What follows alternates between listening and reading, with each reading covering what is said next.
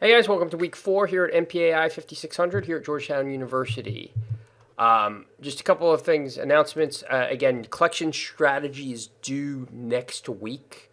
So a week from today, or if you're watching this on Sunday, but it's due on the September 28th at 11:59. So please get it in. If there's questions or issues, let me know. But you've gotten plenty of guidance on this, so it shouldn't be something that's out on left field or something you can't do. So yep, just you have an example, go ahead, get it done. If there's questions or issues, don't hesitate to contact me. Congressional walkthrough October 20th. So yeah, let me know if you're interested. I think we had a couple people who are interested. So I am going to set up a Zoom. Just if anyone else is interested, please let me know or comment on this going forward. So review of last week. So we talked about intelligence traps or analysis traps, and then key issues. Again, you see confirmation bias was a prevalent one where we think we have a theory on what happened, and then all subsequent information is wrapped around to fit with that theory. Mirror imaging, again, I talked about it in the lecture, but again, when we see an adversary or competitor and we assume that their goals, their desires, their motivations are the same as ours, when we project that onto somebody else, we are engaged in mirror imaging. And then I think, again, the confessions, and I apologize, I know I have to send out the link on Thursday, but I think that is a key point. And I will just say, again, the point of the discussion was so you can look at the confessions and see where there were examples of analytical bias. And some ones that pop out, this is classic confirmation bias.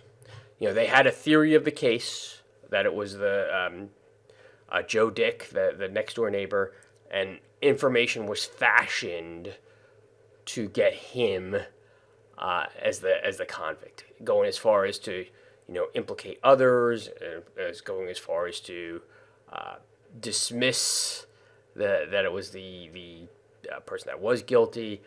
So this is really confirmation bias taken to the extreme.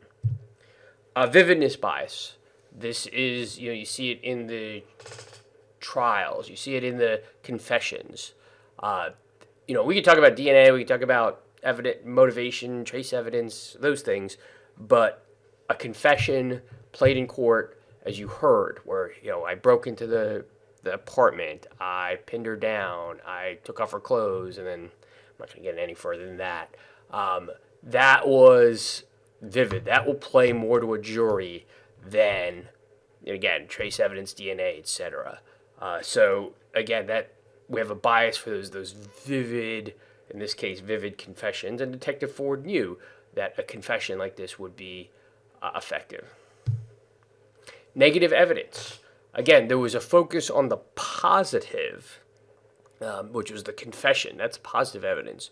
But no one asked the reverse question. If he is guilty, why are we not seeing DNA, trace evidence, motivation, timeline, all those things that in order to build a criminal case is usually prevalent? So no one asked why we're not seeing DNA, trace evidence, particularly after a crime that was so horrific. So again, no one asked those questions up and down the chain. Clientelism. There was pressure to get someone guilty. In this case, if you're the prosecutor or the police department, you don't want a murder rapist running around your community. There is enormous pressure to get someone convicted to assure safety of the community. And again, this is a case of clientelism. A couple other things just to think away. Georgetown values. I don't know if anybody here is Catholic, Jesuit. I don't know if anybody cares. I doubt that might have a reason you came to Georgetown, but Georgetown is a Jesuit school. They try to emphasize value system, especially if you're in a position of authority, which you saw here, and I'm hoping you all will be in a position of authority.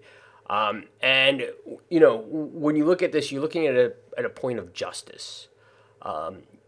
You had enormous clout over these individuals. They lost significant, or the detectives, the police did, and they lost significant portions of their life to this, because they were all, people wanted to get convictions, people wanted to be arrested, and they didn't see these Navy personnel as humans, as impacting their lives.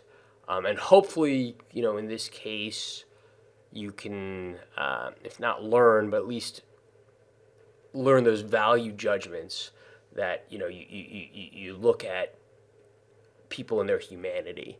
That goes, again, whether you're in law enforcement, counterterrorism, other national security roles, that yes, there's humanity at the end of the equation here. And then finally, actually, I'm going to bring this up. A student brought this up to me a few years ago, and he said, I know this is, of course, an analytical bias, but this isn't a case of analytical bias in the confessions. This was a case of an evil man, Detective Ford, doing evil things. And he instigated this, and he was an evildoer. Good people have biases. We all have biases, but he took it to a further level. And I've pondered that question for years, and I don't necessarily disagree, but I'll also say that there was a whole system here that resulted in the failure. So you could say Detective Ford's an evil person, but was the prosecutor, the judge, the appellate judge, the jury, the governor, were they all evil people? No, they in some ways suffer from the biases that we just outlined here. I would like to think all those people are not evil, or maybe evil is more systematic than I thought, or than maybe we're thinking of. But I don't know. It's a good perspective to bring. And maybe we could also, it's cold comfort, but maybe in certain circumstances, we'd all be Detective Fords. Given the biases people have, given the pressures you have, given the mindset, maybe we all can be victimized in this case. Or not victimized, but act in this case. So, good case study. I hope you remember this case study throughout the course and then throughout kind of your professional lives. So next week, 2 cases: Strategic Surprise, Pearl Harbor, and the Yom Kippur War. Answer, where were the failures? And we've gone through collection analysis, policy interface, policymakers failing to act. So as you're going through the readings, think through those failures, or is it just underlying circumstances? This is the stuff happens. Why did these 2 failures occur?